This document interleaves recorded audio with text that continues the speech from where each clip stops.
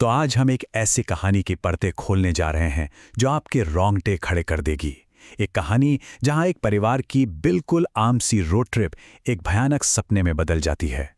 चलिए समझने की कोशिश करते हैं कि यह कहानी डर को कैसे बुनती है।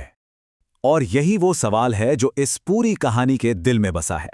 सोचिए जरा, एक सुरक्षित कार, अपना परिवार और एक जानी पहचानी सड़क, फिर भी ये सब मिलकर क्यों सेफ्टी की गारंटी नहीं दे पाते? ये सवाल हमें तुरंत कहानी के रहस्य में खींच लेता है। तो चलिए कहानी की शुरुआत करते हैं। पहला पड़ाव है एक परिवार की सर्दियों की योजना। देखिए, हर डरावनी कहानी की तरह इसकी शुरुआत भी ना बिल्कुल आम से लगती है। तो कहानी के मेन कैरेक्टर्स कौन हैं? ये है वो परिवार, रवि जो एक मार्केटिंग मैनेजर हैं, उनकी पत्नी अंजलि जो फ्रीलांस ग्राफिक डिजाइनर हैं, और उनके दो प्यारे बच्चे, 8 साल की पीहू और 5 साल का चिंटू। मतलब दिल्ली में रहने वाला एक बिल्कुल आम खुशहाल परिवार। और शायद यही बात हमें इस कहानी से और भी ज्यादा जोड़ देती है। अब कहानी आगे कैसे बढ़ती है? बच्चों की एक छोटी सी जिद से, छुट्टियां हैं और उन्हें कहीं घूमने जाना है, तो इसका हल अंजलि निकालती है। चलो कार से नाना नानी के घर चलते हैं। बहुत ही सीधा साधा प्लान था, है ना? कोई खतरा दूर दूर तक नजर नहीं आता। लेकिन यहीं पर हमें खतरे का पहला हल्का सा इशारा मिलता है। रवि थोड़ा हिचकिचाते हुए कहता है, यार लोग कहते हैं कि वो हाईवे थोड़ा हॉन्टेड भी है। अब ये बात एक आम अंधविश्वास जैसी लगती है जिसे पढ़ी लिखी अंजलि ज्यादा भाव नहीं देती, पर यह छोटी सी बात हमारे और आपके मन में डर का पहला बीज बो देती है। चलिए अब कहानी के दूसरे पड़ाव पर चलते हैं, नानी की अशुभ कहानी। यहां पर डर के उस बीज को और पानी दिया जाता है। यहां एक बड़ा दिलचस्प सवाल उठता है, डर पैदा कैसे होता है? क्या वो अचानक से आ जाता है या उसे धीरे धीरे परत दर परत बनाया जाता है? इस कहानी में डर को एक और कहानी के जरिए ही खड़ा किया गया है।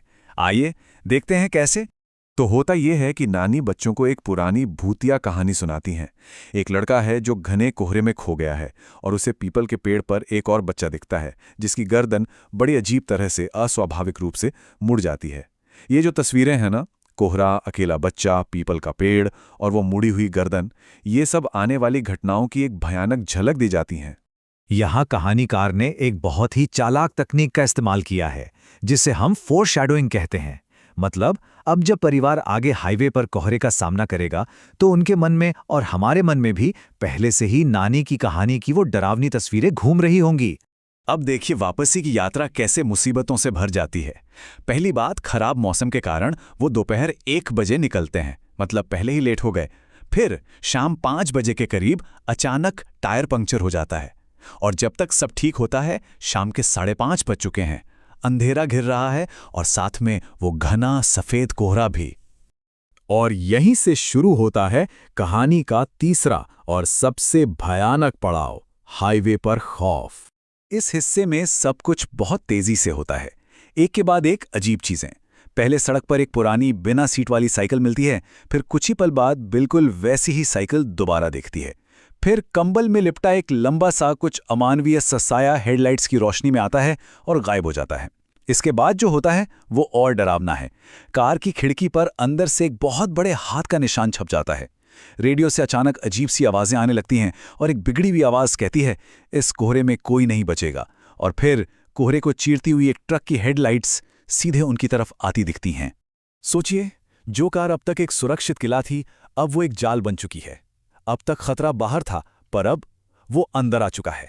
और फिर अंजलि को वो एहसास होता है जो शायद इस कहानी की सबसे डरावनी बात है। वो देखती है कि हाथ का निशान खिड़की के बाहर नहीं बल्कि अंदर की तरफ से है। इस एक एहसास के साथ सेफ्टी का हर वहम टूट जाता है। मतलब जो भी वो साया था वो किसी तरह उनके साथ कार के अंदर ही मौजूद है। डर के मारे, घबराहट में अंजलि उस सामने आते ट्रक से बचने के लिए कार को तेजी से मोड़ देती है और गाड़ी सीधा एक पुराने पेड़ से जा टकराती है। और अचानक वो डरावनी घटनाओं का सिलसिला एक जोरदार टक्कर और फिर गहरी खामोशी में बदल जाता है। तो अब हम आते हैं चौथे पड़ाव पर, टक्कर और उसके बाद के हालात। यहां कहानी की रफ्तार धीमी हो जाती है और हमारा ध्यान उस टक्कर के बाद के कन्फ्यूजन और डर पर जाता है। अब ये स्लाइड देखिए, इसमें कहानी का सबसे बड़ा रहस्य छिपा है।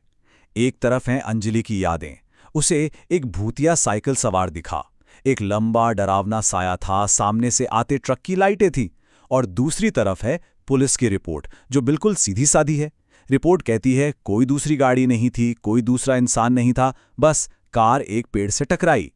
तो सच क्या है? क्या ये सब अंजलि के डरे हुए मन का कोई वहम था, या फिर हकीकत कुछ और ही थी? और अब हम पहुंचते हैं कहानी के आखिरी 5वें पड़ाव पर, एक कहानी की डरावनी चेतावनी। कहानी का अंत हमें ये तो बताता है कि परिवार शारीरिक रूप से ठीक हो गया, सब बच गए। पर सवाल ये है कि क्या वो सच में ठीक हो पाए? क्योंकि शारीरिक घाव तो भर जाते हैं, पर उस रात की घटनाओं ने जो मानसिक जख्म दिया, जो अनसुलझी पहेली छोड़ी, वो हमेशा हमेशा के लिए अंजलि के साथ रह गई। तो असल में उस सड़क पर हुआ क्या था? वो कोहरा अपने अंदर कौन से राज छुपाए हुए था? ये कहानी हमें कोई सीधा जवाब नहीं देती। ये बस एक सवाल छोड़ जाती है जो हमें सोचने पर मजबूर करता है। और ये जो अनिश्चितता है ना, ये शायद किसी भी भूत से ज्यादा डरावनी होती है।